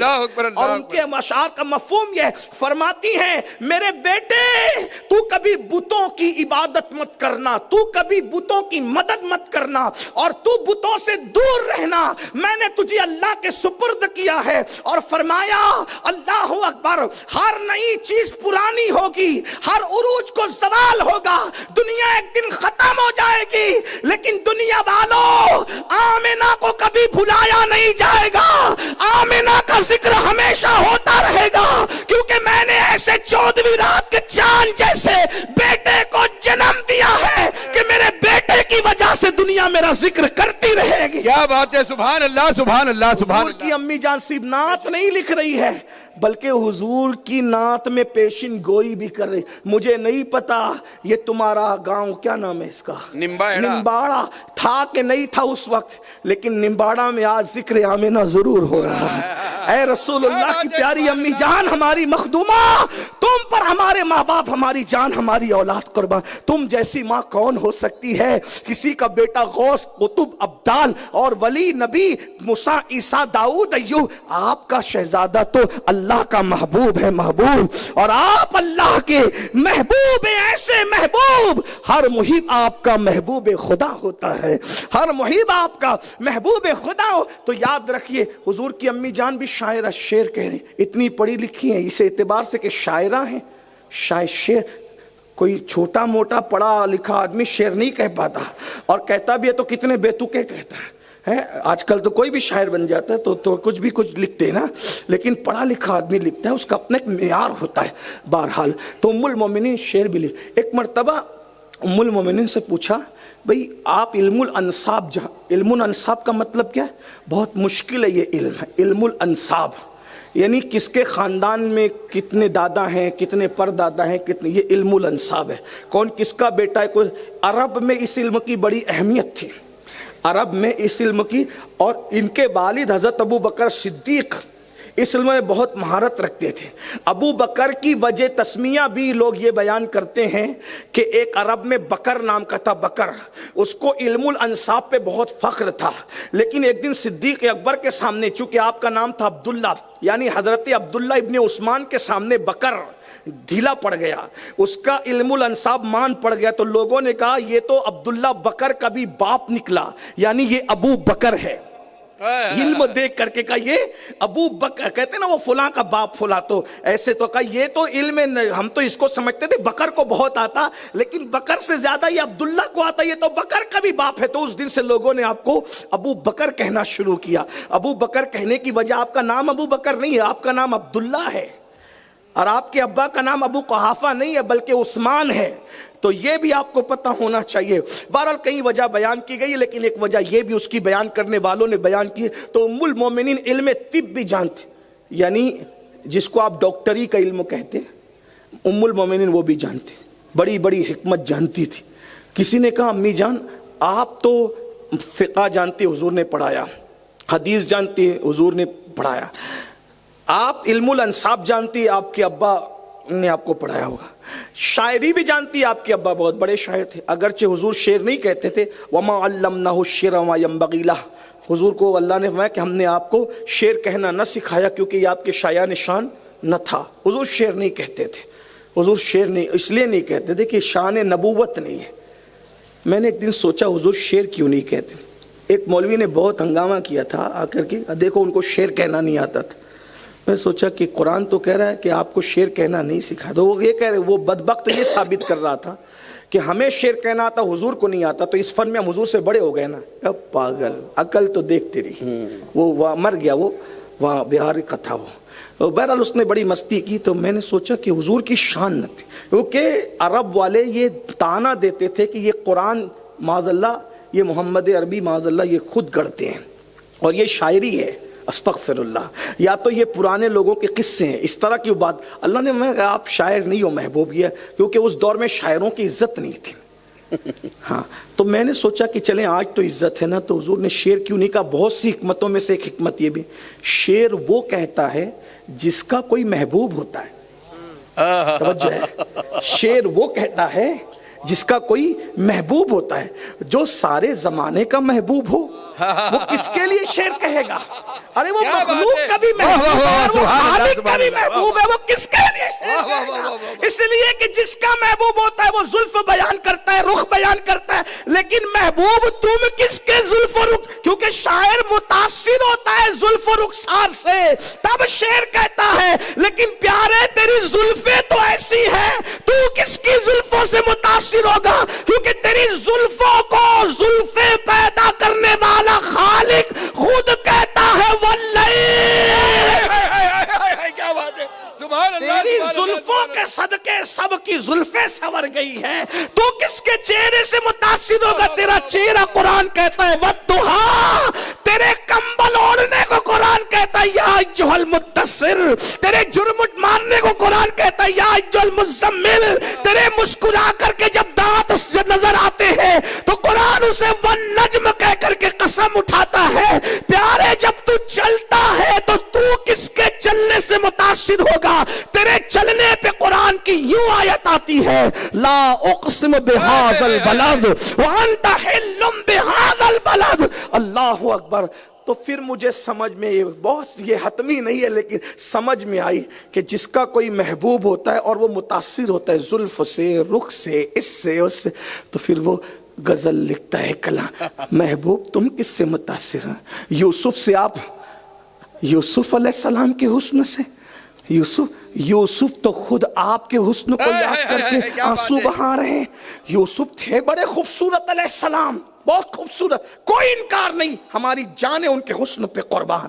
لیکن یوسف کا حسن, حسن محمدی کا ایک حصہ تھا. کیا بات ہے, ایک حصہ تھا, ایک حصہ تھا, وہ حسن ایک حصہ تھا, اور یہ حسن کامل ہے. اسی لیے تو ام المومنین سیدہ عائشہ صدیقہ نے ایک مرتبہ حضور کو دیکھا اور دیکھ کے کہا, بلکہ حضور بہت خوبصورت تھے نا, اور جب گھر سے نکلتے تھے کبھی کبھی تو چہرے کو آئینے میں دیکھتے تھے اور چہرہ دیکھ کے سماجھتے, بلکہ یہ کہہ دوں سورے ہوئے چہرے کو آئینہ دکھاتا, آئینے تو بھی دیکھ لے تیری حسرت کو. کیا بات ہے, سبحان اللہ, سبحان اللہ. ایک مقام پر میں نے عرض کیا, حالانکہ میں شاعر نہیں ہوں, شاعر حضرت مجھے معاف کرے, جرت کی ان کے گروپ میں گھسنے کی, لیکن معاف کریے گا. میں عرض کیا تھا ایک مقام پر, جب یہ منظر یاد آیا کہ حضور آئینے میں دیکھ کر اپنی جب وہ داڑھی شریف اور زلفیں شریف سنوارا کرتے تھے, سوری ہوئی کو سنوارتے تھے اس لیے کہ آئینے کی بھی حسرت پوری ہونا. تو میں نے عرض کیا تھا کہ دیکھ کر مجھ کو زینتیں کرتے, دیکھ کر مجھ کو زینتیں کرتے, آئینہ ان کا بن گیا ہوتا, آئینہ ان کا بن گیا. کاش آنکھوں میں مجھ کو رکھ لیتے, کاش آنکھوں میں مجھ کو رکھ لیتے, سرمے چشم بن گیا ہوتا. کیا بات ہے, سبحان اللہ, سبحان اللہ. سرمے چشم بن گیا. بہرحال تو حضور علیہ السلام آئینے کو دیکھ کر کے زلفیں سنوار رہے تھے، لیتے تھے، اور کبھی جب آئینہ میسر نہیں ہوتا تو حضور پانی میں دیکھ کر کے جو ہے وہ، کیا بات ہے، سبحان اللہ۔ اس سے پتہ چلا کہ زینت کتنی بڑی چیز ہے۔ آج کل ہم لوگ نکلتے ہیں تو کچھ سجتے دجتے نہیں بولتے، سادگی اسلام کا نام ہے میرے بھیا۔ سادگی ایسے آنکھوں میں کیچڑ لے کے گھومنے کو نہیں کہتے، یہ ملیچھا پن ہے، یہ سستی ہے، غفلت ہے، گندگی ہے۔ آج کل جو نوجوان لڑکوں کی عورتوں سے طلاق ہو رہی ہے، لڑکیوں کی طلاق ہو رہی ہے، یا تو عورتوں نے بننا سنورنا چھوڑ دیا ہے یا تو مردوں نے بننا سنورنا چھوڑ۔ عورتیں شوہر کے لیے نہیں بنتی، صحیح بات ہے، اس کو چاہیے کہ وہ شوہر کے لیے بنے، اور مرد بھی گھر سے نکلتے وقت تو غسل کر کے نکلتا ہے باہر جانے کے لیے۔ توجہ ہے آپ کی؟ میں حیا کے پردے میں بہت بڑی بات کہہ رہا ہوں۔ بالکل حق کے صاحب، بالکل حق۔ طلاق پر کنٹرول کرنا ہے تو مرد بننا سنورنا سیکھیں، لیکن کس کے لیے؟ بازار والوں کے لیے نہیں، گھر والی کے لیے۔ ہم گھر سے باہر نکلتے بن سنور کے، اچھی بات ہے، گھر میں آنے کے لیے بھی تو بنا سنورا کیجیے۔ کوئی توجہ ہی نہیں دیتے، منہ میں بدبو آ رہی ہے، کچھ نہیں کرنا، کیا کرنا ہے، تو نکاح تو ہو گیا ہے نا۔ یہ نہیں، حضور علیہ السلام، اگرچہ حضور علیہ السلام خوشبو حضور پہ رشک کرتی ہے، مگر حضور علیہ السلام گھر میں آنے کے بعد سب سے پہلے جو کام کیا کرتے تھے وہ مسواک کر کے وضو فرمایا کرتے۔ تعلیم امت کے لیے ہم گھر میں ایسے ہی گھسے آتے ہیں، سگریٹ کی بدبو آ رہی ہے، گٹکے کی بدبو آ رہی ہے، تمباکو کی بدبو آ رہی ہے، گھر میں گھسے چلے آ رہے ہیں۔ یہ ہنسنے کی بات نہیں ہے۔ ہمارا مذہب صفائی کا مذہب ہے، دانتوں کی صفائی، جسم کی صفائی، سر کی صفائی، روز غسل کرو، روز نہاؤ، اور قیمتی سے قیمتی خوشبو لگاؤ۔ مجھے حیرت ہے جو لوگوں کے گھر میں 3 دن چولہا نہیں جلتا تھا وہ صحابہ خوشبو مس نہیں کرتے تھے، وہ کھانا چھوڑ دیتے تھے، خوشبو مس نہیں کرتے۔ کیا بات ہے۔ امام اعظم ابو حنیفہ اپنے شاگردوں کو کہتے ہیں خوشبو لگاؤ اور اچھی لگایا کرو، کیونکہ خوشبو اچھی لگانے سے عقل بڑھتی ہے، کیا بات ہے، سبحان قوت اللہ۔ حافظہ میں اضافہ ہوتا ہے۔ آپ دیکھیں مولا علی کے نکاح کی بات آئی، مجھے یاد آ گئی، دیکھو خوشبو کی ہمارے کتنی اہمیت ہے۔ مولا علی سے کہا کہ تمہارا نکاح میں فاطمہ کے ساتھ کرنے جا رہا ہوں۔ کہا یا رسول اللہ میرے پاس تو کچھ نہیں ہے۔ فرمایا کہ گھوڑا میں نے دیا تھا، تلوار بھی دیا تھا، زرہ بھی دیا تھا، گھوڑے بھی ضرورت ہے، تلوار بھی ضرورت ہے، زرہ بیچ دو۔ زرہ بیچ کر کے پیسہ لائے تو سرکار نے کیا فرمایا؟ کیا فرمایا حضور نے؟ کیا فرمایا؟ مہر کا انتظام کرو اور خوشبو کا انتظام کرو۔ کھانے کا انتظام کرنے کی بات نہیں کی، مہر کے بعد جو خریدنے کا حکم دیا وہ خوشبو خریدنے کا حکم دیا ہے۔ میاں بیوی کے تعلقات اگر استوار ہو سکتے ہیں تو اچھی خوشبو کا اس میں بڑا عمل دخل ہے۔ اللہ کے رسول علیہ السلام فرماتے مجھے دنیا سے تمہاری 3 چیزیں پسند ہے، ایک نکاح والی عورتیں، دوسری خوشبو، اور تیسرا نماز میں میری آنکھوں کی ٹھنڈک ہے۔ تینوں کی اہمیت کو بھلا دیا۔ خوشبو ہمارے مذہب کا حصہ ہے۔ ارے اس سے بڑھ کر اب میں خوشبو کی کیا فضیلت بیان کروں؟ آقا ارشاد فرماتے ہیں اگر کوئی دودھ دیا کرے تو انکار مت کیا کرو، اگر کوئی خوشبو دیا کرے تو انکار مت کیا کرو، اگر کوئی تکیہ دیا کرے تو انکار مت کیا کرو، 3 چیزوں کا انکار مت کرو۔ ارے خوشبو کی اس سے بڑھ کے کیا فضیلت ہوگی؟ لوگ جیتے جی خوشبو نہیں لگاتے، ہمارے یہاں تو مرنے والے کو بھی اچھی خوشبو لگانے کا حکم دیا۔ سبحان اللہ، سبحان اللہ، سبحان اللہ، سبحان اللہ، واہ واہ واہ واہ۔ مرنے والے کو خوشبو میں کیوں معطر کیا جا رہا ہے؟ وجہ یہ ولیمے میں جاؤ تو سیٹھوں سے ملاقات ہوگی، اور مر جاؤ تو بادشاہوں کا بادشاہ، شہنشاہوں کا شہنشاہ، فرش سے لے کر عرش تک جس کی حکومت ہے اس مالک و مختار مصطفیٰ جان رحمت کا دیدار ہوگا۔ کیا بات ہے، سبحان اللہ۔ اور ہمیں یقین ہے، اسی لیے تو ہم مستی میں کہتے ہیں، اسی لیے جو یقین والا عاشق ہے اس کو مدینے جانے سے خوشی مر جانے میں ہوتی ہے، کیونکہ مدینے جاؤ تو گنبد دکھتا ہے اور مر جاؤ تو گنبد والا نظر آتا ہے۔ نعرہ تکبیر، نعرہ رسالت، دیکھو ہمارے نبی کی شان، واہ واہ واہ، زندہ باد، زندہ باد۔ 3 دن تک نہیں نہاتے، 1 ہفتے تک۔ ہمارے یہاں تو مردے کو بھی نہلانے کا حکم ہے، کیا بات ہے۔ جہاں میت کو بھی نہلایا جاتا ہے وہ جیتے جی نہیں نہاتے۔ یہ میاں بیوی میں تعلقات خراب ہوتے ہیں. بہرحال بات دور نکلی. کیا عرض کر رہا تھا؟ حضور علیہ السلام آئینہ نہیں ہوتا تو پانی میں دھیان رکھے. وہ شکل ایسی سوری ہوئی تھی، میں بار بار پڑھ چکا ہوں، بلکہ میں تو بار بار انشاءاللہ پڑھوں گا بھی زندگی میں، کیونکہ یہی تو ہماری زندگی کا عنوان ہے. میرے ایک بزرگ نے مجھ سے کہا ولی کا ذکر کرو تو گناہ معاف ہوتے ہیں، سید الانبیاء کا ذکر کرو تو پھر حالت کیا ہوتی ہے. کیا بات ہے، سبحان اللہ سبحان اللہ. آپ ہی کا ذکر تو ہمارے لیے سب کچھ ہے. یہ ذکر ہے، یہ ذکر رسول کی شان ہے. بہرحال تو سرکار علیہ السلام جب نکلتے تھے گھر سے تو پانی میں، تو سرکار سے پوچھا حضور آپ بھی؟ تو ام المومنین چونکہ بہت سوال کرتی تھی، علم سیکھتی تھی حضور سے، آپ بھی تو فاقہ فرماتے ہیں اگر کوئی سنور کر گھر سے نکلتا ہے تو جانے والا اور جس کے پاس جا رہا ہے اللہ دونوں کی مغفرت فرما دیتا ہے. لیکن بننے سنورنے کا یہ مطلب نہیں کہ کسی کو اپنے جال میں شکار کرنا ہو، استغفر اللہ، ایسے کو یہ نہیں، بلکہ اگر کسی کو اپنے جال میں پھنسانا ہو گناہ کے لیے، ایسے لوگوں کے لیے تو وعید آئی ہے. فرمایا جو لوگوں کے لیے بنتے سنورتے ہیں کہ لوگ ان کے گناہ میں، ان کے جال میں، سمجھ گئے اشارہ دے رہا ہوں، بدکاری میں مبتلا، ان کی خوبصورتی دیکھ کے ایسے مرد اور ایسے عورتوں کی چمڑی آگ کی کینچی سے کاٹی، جہنم کی آگ کی بنی ہوئی کیسے. تو بنو سنورو سنت کے مطابق، بیوی کے لیے شوہر بنا کرے اور شوہر کے لیے بیوی سنگھار کیا کرے. بہرحال تو حضور سے عرض کیا آقا یہ آپ بھی؟ تو فرمایا یہ. اور پھر حضور کی ایک عادت یہ بھی تھی، جب حضور کبھی نئے کپڑے پہنتے، پہلی مرتبہ جو کبھی کپڑے پہنتے، ہمارے بزرگوں نے فرمایا تو حضور علیہ السلام ام المومنین سیدہ عائشہ سے کہتے عائشہ توجہ کریں گھر کا ماحول کیسا، عائشہ میں کیسا لگ رہا ہوں. سبحان اللہ سبحان اللہ. جس کو قدرت یا نے رسول اللہ صلی اللہ علیہ وسلم بغیر سرما لگائے ہوئے سرمگی آنکھیں دی ہو، جس کو قدرت نے بغیر سنوارے سورے ہوئے بال دیے ہوں. بے شک. اور حضور کے بال کیسے تھے؟ صوفیہ فرماتے ہیں نہ بالکل لمبے لمبے تھے سیدھے سیدھے، اور نہ بالکل گھنگریالے تھے، کچھ گھنگریالہ ہلکا سا پن تھا اور کچھ سیدھا سا پن تھا، یعنی اعتدال میں تھے. اور جب کنگھی نہیں کرتے تھے تو وہ کان تک آتے تھے، اور جب کنگھی کر لیتے تھے تو وہ کندھوں تک آ جاتے تھے. وہ بہت خوبصورت تھے، اور اس میں سے مشک سے زیادہ خوشبو آتی تھی. جس گلی سے گزر جاتے تھے کئی دن تک کے وہ گلیاں مہکا کرتی تھی.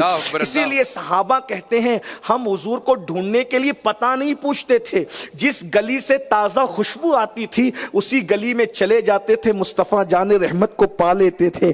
امام کہتے ہیں کیا مہکتے ہیں مہکنے والے، بو پہ چلتے ہیں بھٹکنے والے، جگمگا اٹھی میری گور کی خاک تیرے قربان چمکنے والے، اور حسن تیرا سا نہ دیکھا نہ سنا، کہتے ہیں اگلے زمانے والے. اللہ اکبر. تو حضور علیہ السلام کبھی کبھی پوچھتے تھے جب نئے کپڑے عائشہ میں کیسا لگ رہا ہوں. اب بتائیں حضرت عائشہ سے پوچھ رہے ہیں، ایسی عقل مند خاتون، اتنی بڑی عالمہ، اتنی بڑی فقیہہ، جب ان سے پوچھا جا رہا ہے میں کیسا لگ رہا ہوں، پتہ ہے حضور کو وہ کیا کہنے لگی؟ حضور کو دیکھ اور کہا یا رسول اللہ آپ کیسے لگ رہے ہیں؟ آقا ارے یوسف کو جن عورتوں نے دیکھا ان کی تو انگلیاں کٹ گئی، اللہ کی عزت کی قسم اگر وہ آپ کو دیکھ لیتی، یوسف کو دیکھا تو انگلیوں پر چھری پھیر لی، اگر آپ کو دیکھ لیتی تو انگلیوں کو نہیں بلکہ اپنے دلوں کو کاٹ لیا کرتے. حسن یوسف پہ کٹی مصر میں انگشت زنا، سر کٹاتے ہیں تیرے نام پہ مردانے. تو عرض یہ کر رہا تھا ام المومنین شعر کہنا، اتنی بڑی عالم، علم طب جانتی تھی. تیسرے نمبر پر عبداللہ ابن عمر کے بعد، حضرت ابو ہریرہ کے بعد، عبداللہ ابن عباس کے بعد، ان تینوں کے بعد سب سے زیادہ اگر کسی کی روایتیں ملتی ہے کتاب کی، حدیث کی کتابوں میں، تو وہ ام المومنین سیدہ عائشہ صدیقہ ہے. 2210 روایتیں آپ نے بیان کی ہے، اور 50 لوگوں نے آپ سے روایت کی ہے. اکابر صحابہ جب بھی کسی مسئلے میں اٹکتے تو ام المومنین کا رخ کرتے. حضرت سیدنا ابو موسیٰ اشعری فرماتے ہیں جس مسئلے میں ہم رک گئے، اٹک گئے، ہم نے ام المومنین کے گھر کا رخ کیا. اللہ کی عزت کی قسم کوئی مسئلہ ایسا نہ تھا کہ ہم لے کر کے گئے اور اس مسئلے کو ام المومنین نے حل نہیں فرمایا. یہ ام المومنین سیدہ عائشہ صدیقہ کی علمی صلاحیت تھی. آپ 4 ملتوں کی مفتی تھی، مفتی 4 ملت ہیں آپ. ام المومنین سیدہ عائشہ صدیقہ رضی اللہ تعالیٰ عنہ. اب آپ مجھے بتائیں جس مذہب میں عورتوں کو اتنا پڑھایا جا رہا ہو، آج اس مذہب کے ماننے والی عورتوں کو کچھ دین نہیں پتا، مذہب نہیں پتا، کلمہ نہیں پتا، نماز نہیں پتا. میں تو لوگوں کو یہ کہتا ہوں جیسے ہم لڑکوں کے مدرسے کھول رہے ہیں، ہمیں لڑکیوں کی تعلیم پر بہت ضرورت ہے توجہ دینے کی، کیونکہ ہماری بچیاں دین کچھ بھی نہیں جان رہی ہے. ان کو جب ماں کو دین نہیں پتا ہوگا وہ بچوں کو دین کیا پڑھائے گی؟ آپ کو پتا ہے ام المومنین سیدہ ام سلمہ کی بیٹی تھی جو وہ اپنے پہلے گھر سے لے کر کے آئی تھی. جو پہلے گھر سے دوسرے شوہر کے گھر آئے وہ دوسرے شوہر کی ربیبہ کہلاتی ہے. اس رشتے سے یعنی پہلے گھر سے کوئی بچی آ گئی اب دوسرا نکاح ہو گیا تو یہ جو دوسرا شوہر ہے جس کے نکاح میں خاتون ہے وہ اس کے بچے ربیب یا ربیبہ کہلائیں گے. تو یہ ام المومنین ام سلمہ جو پہلے گھر سے بچے لائی تھی ان میں سے ایک بچی تھی زینب بنت ام سلمہ یا زینب بنت ابو سلمہ. تو وہ ام المومنین سیدہ عائشہ صدیقہ کی شاگردہ تھی اور عرب کے اندر اتنا انہوں نے پڑھا تھا زینب بنت ام سلمہ نے کہ ان سے بڑی فقیہہ عورتوں کے اندر ملک عرب میں کوئی نہیں تھی. یہ ان کی علمی صلاحیت، یعنی بچیوں کو اتنا پڑھایا جاتا تھا. آج بچیوں کی تعلیم پر کوئی توجہ نہیں ہے.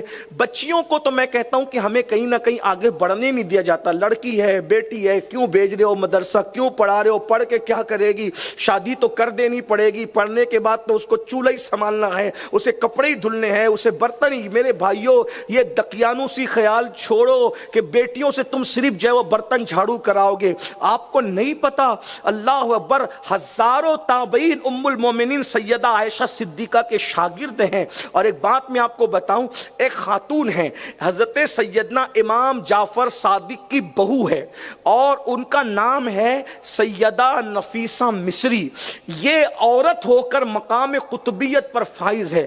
احسن الویا لآداب دعا، امام اہل سنت نے اپنے والد کے کتاب پر جو حاشیہ لکھا ہے دعا کے عنوان پر، اس میں انہوں نے لکھا کہ جن مقامات پر دعائیں قبول ہوتی ہے ان میں سے ایک سیدہ نفیسہ مصری کا مزار بھی ہے جہاں دعا قبول ہوتی ہے. یہ مقام قطبیت پر فائز ہے. سیدہ نفیسہ مصری امام جعفر صادق رضی اللہ تعالیٰ کی بہو ہے، یعنی امام حسین کے خاندان کی بہو ہے، امام حسن کے خاندان کی بیٹی ہے. اپنے شوہر کے ساتھ جو ہے یہ مدینہ منورہ سے ہجرت کر کے مصر آ گئی تھی. جب ظلم بڑھا بادشاہوں کا تو یہ شوہر کے ساتھ ہجرت کر کے آ گئی تھی. کہاں؟ مصر آ گئی تھی. اور جب مصر تشریف لائی تو مال بہت تھا، دولت بہت تھی، اس دولت کی بھی سخاوت کیا کرتی تھی. اور پھر آپ نے جو ہے درسگاہ سجائی. سیدہ نفیسہ مصری نے ان کے علم کی خدمات کو دیکھ کر ان کو نفیسہ علم بھی کہتے ہیں، نفیسۃ العلم بھی کہتے ہیں. یہ سیدہ نفیسہ وہ ہے. اور آپ کو پتا ہونا چاہیے جب یہ امام جعفر صادق کی بہو، خاندان جعفر صادق کی بہو اور امام حسن کے خاندان کی بیٹی جب درسگاہ سجاتی تھی تو عورتیں تو ہوتی ہی تھی، عورتوں کے ساتھ ساتھ ہزاروں مرد بھی ہوتے تھے. اور ان ہزاروں مردوں میں کون ہوتے تھے پتا؟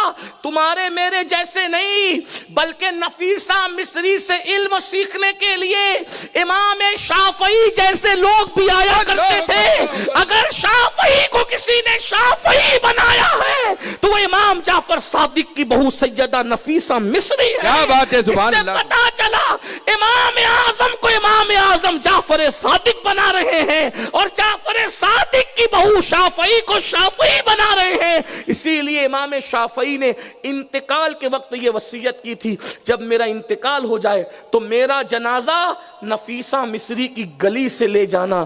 ان کی گلی سے جنازہ گزرے گا، اسی کے صدقے اللہ میری مغفرت فرمائے. اللہ اکبر، اللہ اکبر، اللہ اکبر. یہ علم تھا اس زمانے کی عورتوں کا.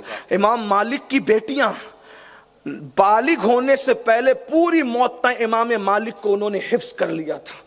پوری موطا کو بڑے بڑے محدث موطا سنانے کے لیے آتے اور کہیں غلطی کرتے تو وہ اس طریقے سے ہاتھ میں ہاتھ مارتی یا چھڑی کو زمین پہ مارتی اور اپنے بابا کو اشارہ کرتی محدث صاحب غلط پڑھ رہے ہیں اور پھر آپ لقمہ دیتی. یہ ان کی علمی صلاحیت تھی. آئیے اب بات سمیٹتے ہوئے آخری بات، سیدنا سعید ابن مسیب یہ تابعی ہیں. اور یہ مولا علی کے شاگرد ہیں، سعید ابن مسیب۔ میں پہلے ان کا تعارف کرا دوں، انہوں نے ساری تعلیم، یہ بہت بڑے تابعی ہیں، سعید ابن مسیب یہ مولا علی کے شاگرد، ڈائریکٹ شاگرد ہیں، اور مولا علی کے شاگرد باب مدینۃ العلم کے ڈائریکٹ شاگرد کتنا پڑھایا ہوگا۔ یہ وہی ہیں سعید بن مسیب کہ واقعے کربلا کے وقت جب یزید نے گنڈا گردی کی اور مدینہ منورہ کو اس نے 3 دن کے لیے حلال کیا، مسجد نبوی شریف میں گھوڑے بنوائے، سب جو آپ محرم شریف میں سنتے ہیں، تو اس وقت سعید ابن مسیب کہتے ہیں کہ میں پاگلوں کی ایکٹنگ کر کے مدینے میں گھومتا تھا کہ ہو کیا رہا ہے ذرا دیکھوں۔ تو وہ کہتے ہیں کہ 3 دن، حالانکہ وہ پاگل نہیں تھے لیکن انہوں نے ایسی شکل بنا لی تھی اور ان کو پکڑا بھی مارا بھی، لیکن انہوں نے دیوانوں جیسی پاگلوں جیسی حرکت کی تو پاگل سمجھ کے چھوڑ دیا، تو وہ سب دیکھ رہے تھے کیا کیا ہو رہا ہے۔ تو اس وقت حضرت سعید بن مسیب کہتے ہیں میں مسجد نبوی میں جاتا نماز کے وقت، 3 دن تک نماز نہیں ہوئی، لیکن کہتے ہیں کہ جب اذان کا وقت آتا تو قبر رسول سے مجھے اذان کی آواز آتی، کیا بات ہے، سبحان اللہ۔ اور جب نماز کا وقت آتا تو قبر رسول سے نماز کی آواز بھی آتی۔ بلکہ سعید ابن مسیب کہتے ہیں اسی کو دیکھ کر میں اندازہ لگاتا کہ نماز کا وقت آ گیا اور میں اس نماز کے ساتھ نماز پڑھتا۔ یہ سعید بن مسیب ہے، ان کی بیٹی تھی، سعید بن مسیب کی بیٹی، اتنا پڑھایا تھا بیٹی کو، کتنا پڑھایا تھا بھی آپ سنیں گے تو سمجھ میں آئے گا۔ آج کل پڑھا ہی نہیں رہے ہیں، اسی لیے اصلاح معاشرہ کے جلسوں کی ضرورت پیش آ رہی ہے۔ بے شک بیٹوں کو بھی پڑھاؤ دین، بیٹیوں کو بھی پڑھاؤ، بہت پڑھاؤ، لیکن ایک بات ضرور رکھ دوں، بیٹیاں نازک شیشے ہوتے ہیں، بیٹیوں کو پڑھاؤ تو اسلامی حدود میں رہ کر کے پڑھاؤ، بے شک دائرے میں۔ کہیں ایسا نہ ہو کہ علم کے نام پر علم تو سیکھ لے اور آبرو کا سودا ہو جائے۔ اے طاہر لاہوتی، اس رزق سے موت اچھی جس رزق سے آتی ہو پرواز میں کوتاہی۔ ہمیں بیٹیوں کو پڑھانا ضرور ہے لیکن حدود شرع میں رہ کر، پردے کی پابندی کے ساتھ، وہ تعلیم جس میں لڑکوں کے ساتھ دوستی نہ ہو، وہ تعلیم جس میں لڑکوں کے ساتھ پکنک کا کوئی تصور نہ ہو، وہ تعلیم جس کے ساتھ لڑکوں کے ساتھ کوئی دوستی نہ ہو، وہ تعلیم جس میں اسلامی حدود پامال نہ ہو۔ اور اگر ایسی حدود پامال ہو کر علم ملتا ہے تو میں کہتا ہوں 1000 ڈگریوں سے وہ ان پڑھ بچی اچھی ہے جو اپنی آبرو اور ایمان کی حفاظت کر لے، ایک اس سے بڑی کوئی ڈگری نہیں ہے۔ تو عرض یہ کر رہا تھا، سعید ابن مسیب کے ایک شاگرد تھے، کچھ دنوں تک کہ وہ کلاس میں نہیں آئے۔ پہلے دارالعلوم اگر مدرسے نہیں تھے، جو علماء تھے انہی کے گھر دانشگاہیں تھی، علماء اپنے گھروں میں بیٹھ کے پڑھاتے تھے اور انہی کے گھروں میں لوگ پڑھتے تھے۔ ایسے پہلے باضابطہ درس گاہیں، یہ بعد میں اس کا تصور ہوا ہے، بہت بعد میں جا۔ تو یہ پہلی صدی کا واقعہ ہے نا سعید بن مسیب کا، کیونکہ یہ تابعی ہیں، ڈائریکٹ تابعی ہیں، مولا علی کے مرید ہیں، مولا علی کے شاگرد ہیں۔ تو آپ کے شاگرد تھے ایک سعید بن مسیب کے، ایک طویل عرصے تک کہ وہ کلاس میں نہیں آئے، بہت دنوں کے بعد آئے۔ تو سعید بن مسیب نے اپنے شاگرد سے پوچھا، بیٹا تم بہت دن سے آئے نہیں، تمہارے علم کا بہت نقصان ہوا ہے، تم کیوں نہیں آئے؟ تو اس نے کہا، شاگرد نے، حضرت میری بیوی بیمار ہو گئی تھی اور اس کی تیمارداری میں لگا تھا، اس کی جو وہ میں خدمت میں لگا تھا۔ تیمارداری خدمت کو کہتے ہیں، مریض کی خدمت کرنے کو تیمارداری کہتے ہیں۔ تو میں تیمارداری میں لگا ہوا تھا، اس کی خدمت میں لگا ہوا تھا، نہیں آیا۔ اور لیکن کچھ دنوں کے بعد میری بیوی کا انتقال ہو گیا۔ حضور جب میری بیوی کا انتقال ہو گیا، اب میں فری ہو گیا ہوں، فارغ ہو گیا ہوں، تو میں اب آپ کے پاس علم حاصل کرنے کا، تیرا نقصان تو بہت ہو گیا۔ انہی دنوں سعید بن مسیب کی خوبصورت اس عالمہ بیٹی کا رشتہ بادشاہ کے گھر سے آیا۔ ان دنوں بادشاہ تھا عبد الملک بن مروان۔ عبد الملک بن مروان نے اپنے بیٹے ولید ابن عبد الملک کے لیے رشتہ مانگا۔ آپ کو حیرت ہوگی، بادشاہ نے رشتہ طلب کیا لیکن حضرت سعید بن مسیب نے بادشاہ کے بیٹے ولید کے لیے اپنی بیٹی کا رشتہ نہیں دیا۔ غور کیجئے اس پر۔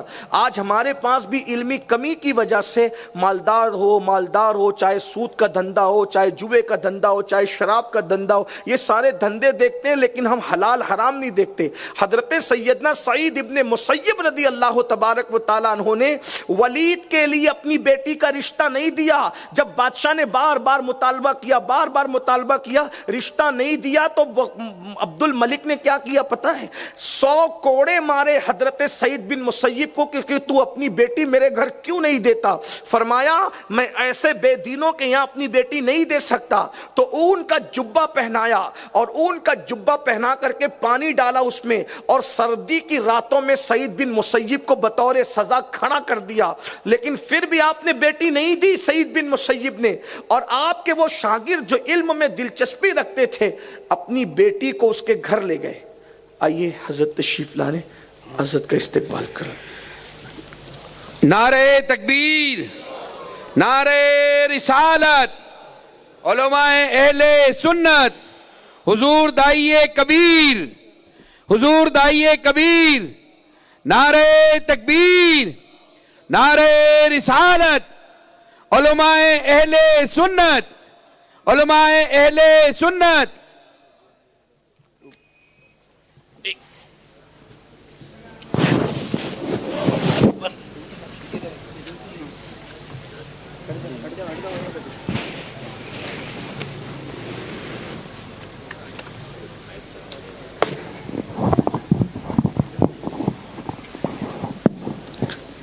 نعرہ تکبیر، نعرہ رسالت، علماء اہل سنت، علماء اہل سنت، حضور داعیے کبیر، حضور داعیے کبیر۔ آئیے حضرت تشریف لائیے۔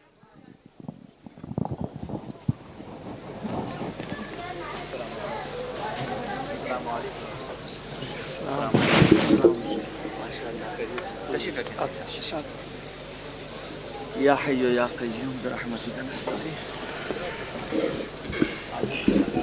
بیٹھ جائیں، درود شریف پڑھ لیں، بلند آواز سے سب مل کے درود شریف پڑھ لیں۔ اللہم صلی علی محمد صلی اللہ علیہ وسلم، نحن عباد محمد صلی اللہ علیہ وسلم وعلی ذوی و آلہ ابد الدہور وکرما، صلاۃ و سلام علیک یا جد الحسن والحسین وعلی آلک و اصحابک یا جد الغوث الثقلین۔ حضرت تشریف لا چکے ہمارے امیر، ہمارے قائد۔ آپ جانتے ہیں میں نے آپ سے پہلے عرض کیا تھا کہ حضرت کی آمد ہوگی، میری گفتگو مکمل ہوگی، اور چونکہ 12:15 بھی بج چکے ہیں، کافی دیر سے آپ مجھے سن بھی رہے ہیں، برداشت بھی کر رہے ہیں، لیکن میں اپنی گفتگو کو اینڈ کی طرف لے جاتے ہوئے اپنی گفتگو ختم کر دوں۔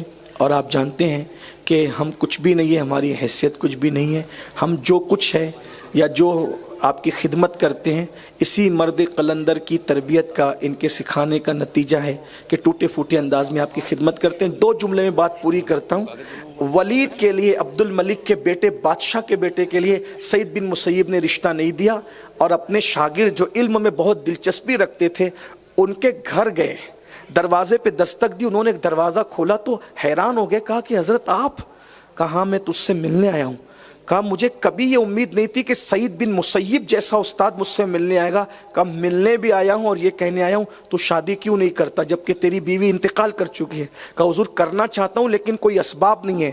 فرمایا میں تیرے ساتھ اپنی بیٹی کا نکاح کرتا ہوں، اور پھر ہٹے اور بیٹی پردے میں تھی سامنے کر دیا، اور نکاح کرنے کے بعد فرمایا اب یہ تیری امانت ہے، اب تو اسے اپنے گھر رکھ، کیونکہ میں نے دولت کی وجہ سے نہیں، تیرے علم اور تقوی کی وجہ سے تجھے داماد بنایا ہے، اور میں تجھے اس کو سونپ جاتا ہوں۔ اور اس کے بعد گئے بھی، وہ حضرت سعید بن مسیب کے داماد کہتے ہیں میں تو خوشی میں پھولا نہیں سما تھا، میں چھت پہ چڑھا اور کہا لوگو دیکھو دیکھو دیکھو کہ سعید بن مسیب نے اپنی بیٹی کا نکاح میرے ساتھ کر دیا ہے، اس لیے کسی دوشیزہ کو دیکھ کر کے مجھ پہ الزام مت دھرنا۔ لوگ آئے اور حیرت میں مبارکباد دینے لگے کہ سعید بن مسیب نے تجھے داماد بنایا ہے؟ کہا ہاں، اور کہہ گئے ہیں کہ بادشاہ جو وہ رشتہ مانگ رہا تھا اس کے یہاں دولت تھی، تیرے یہاں علم اور تقوی ہے۔ اور اس کے بعد جب سعید بن مسیب کے داماد 2-4 دن شادی کی خوشیوں میں رہے، اور جب شادی کی خوشیوں سے باہر نکلے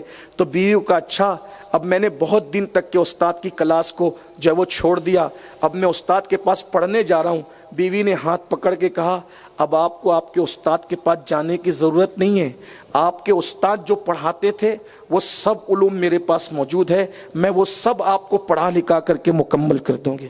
یہ اس زمانے میں بچیوں کی تعلیم کا ماحول تھا. یہ تابعین کا دور ہے, صحابہ کا دور آپ نے سنا, یہ تابعین کا دور ہے. اور نیچے بھی ایسے ہی میں سمجھتا ہوں کہ تقریباً 1 صدی پہلے تک علم کا یہی ماحول تھا. آج علم کا فقدان ہے. کسی مفکر نے کہا تھا, مرد نے پڑھا, فرد نے پڑھا, عورت نے پڑھا, پورے معاشرے نے پڑھا. آئیے ہم اس طرف بھی توجہ کریں. اللہ تبارک و تعالی ہم سب کو توفیق دے بچیوں کو پڑھانے کی, آگے بڑھانے کی, اور جو ادارہ بچیوں کی تعمیر کے لیے تعمیر ہو رہا ہے اللہ اس کے لیے آسانیاں پیدا فرمائے. گفتگو کے درمیان کوئی غلطی ہو تو اللہ معاف کر دے. استغفر اللہ ربی من کل ذنب و اتوب الیہ.